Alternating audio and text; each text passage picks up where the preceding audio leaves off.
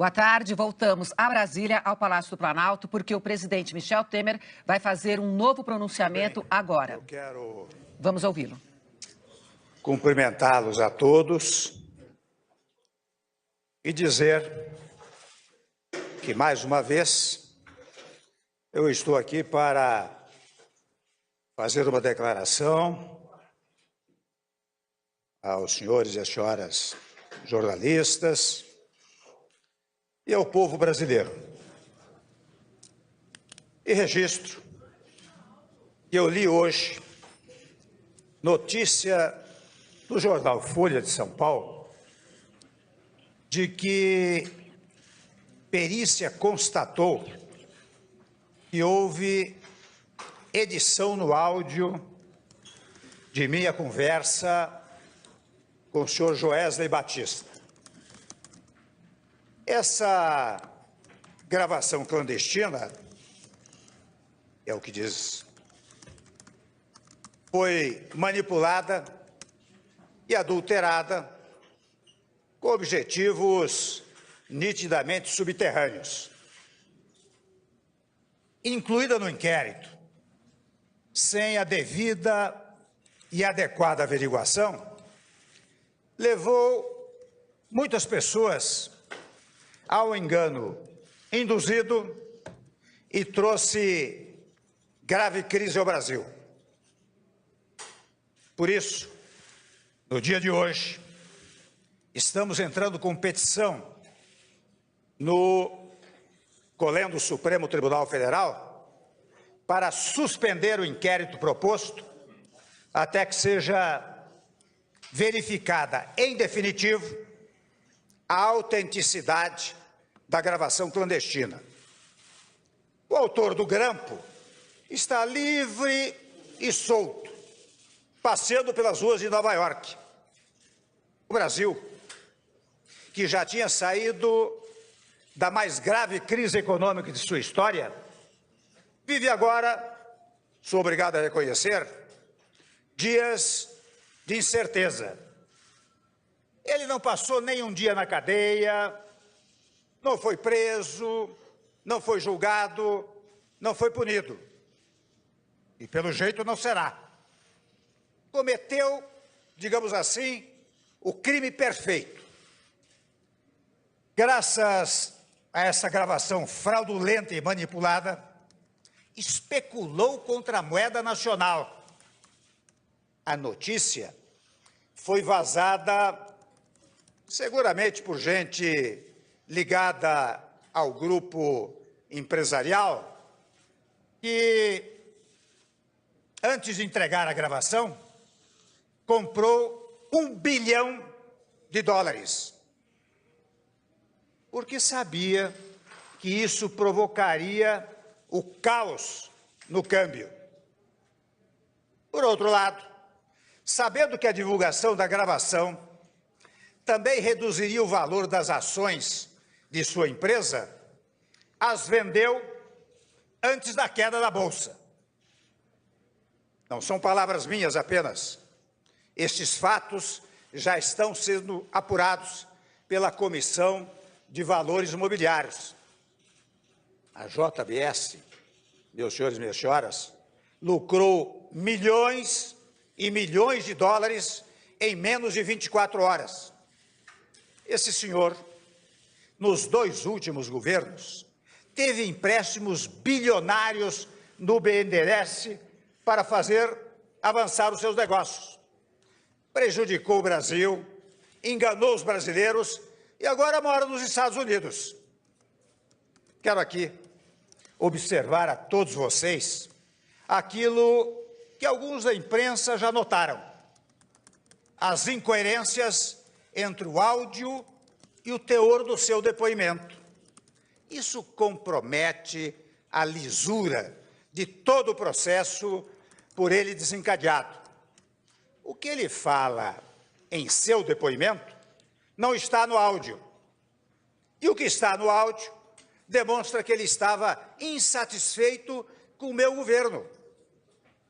Reclamações contra o ministro da Fazenda, contra o CAD, contra o BNDES. Essa é a prova cabal de que meu governo não estava aberto a ele. E no caso, convenhamos, no caso central de sua delação, fica patente o fracasso de sua ação. O CAD não decidiu a questão solicitada por ele. O governo não atendeu a seus pedidos. Não se sustenta, portanto, a acusação pífia de corrupção passiva. E não foi só o CAD. O BNDES mudou no meu governo. A presidente Maria Silvia moralizou o BNDES, botou ordem na casa e tem meu respeito e meu respaldo para fazê-lo. Assim como Pedro Parente o fez na Petrobras. Estamos acabando com os velhos tempos das facilidades aos oportunistas. E isso, meus amigos, incomoda muito. Há quem queira me tirar do governo para voltar aos tempos em que faziam tudo o que queriam com o dinheiro público e não prestavam contas a ninguém. Quebraram o Brasil e ficaram ricos. O autor do grampo relata, no diálogo que tivemos, suas dificuldades. Simplesmente a ouvir. Nada fiz para que ele obtivesse benesses do governo. Não há crime, meus amigos, em ouvir reclamações e me livrar do interlocutor, indicando outra pessoa para ouvir as suas lamúrias. E confesso que eu ouvi à noite, como ouço muitos empresários, políticos, trabalhadores, intelectuais e pessoas de diversos setores da sociedade brasileira. No Palácio do Planalto, no Jaburu, no Alvorada, em São Paulo. Trabalho, acho que os senhores sabem, rotineiramente até meia-noite ou mais.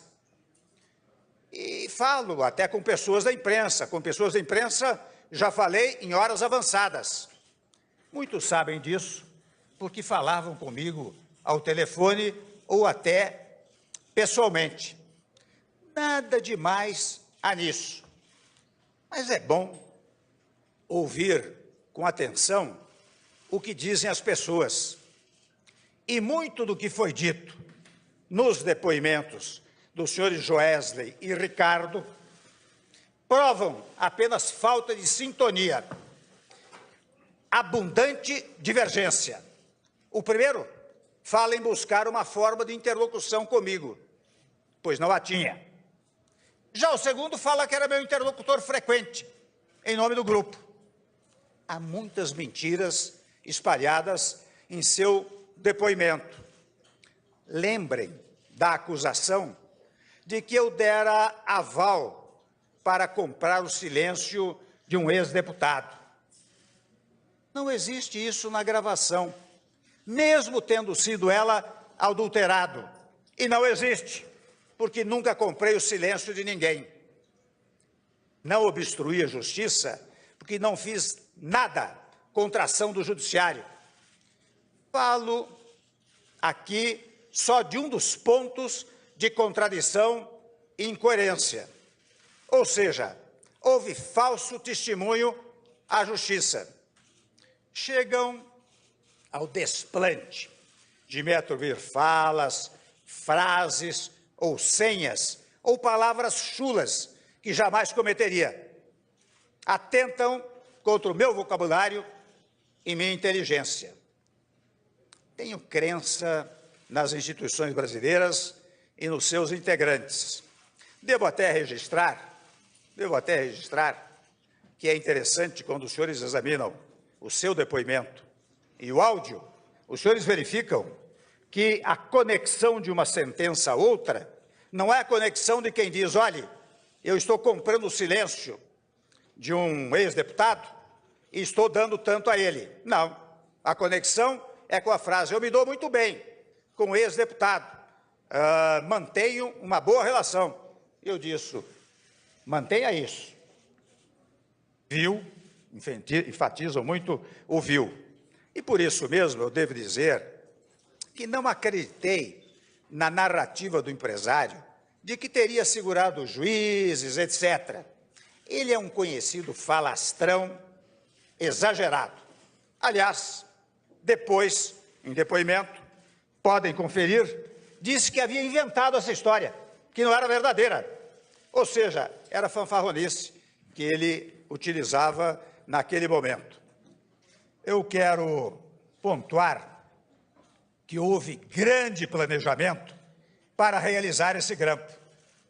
Depois houve uma montagem e uma ação deliberada para criar um flagrante que incriminasse alguns, enquanto os criminosos fugiam para o exterior em absoluta segurança. O Brasil, meus senhores, exige que se continue no caminho da recuperação econômica que traçamos para colocar o país nos trilhos. Já recuperamos o PIB, acabamos com a recessão, reduzimos a inflação, derrubamos a taxa de juros, estamos gerando emprego, liberamos mais de 40 bilhões de reais para os trabalhadores brasileiros. Estamos completando as reformas para modernizar o Estado brasileiro. Meu governo, senhores, tem rumo. Acho que os senhores e as senhoras são testemunhas deste fato e sabem que o que foi dito, volto a dizer, no áudio, que de resto está sendo impugnado por eventuais, ouço até mencionar que houve mais de 50 edições desse áudio, tenta macular não só a reputação moral do presidente da República, mas tenta invalidar o nosso país. Mas eu digo com toda segurança, o Brasil não sairá dos trilhos. Eu continuarei à frente do governo. Muito obrigado ao senhor.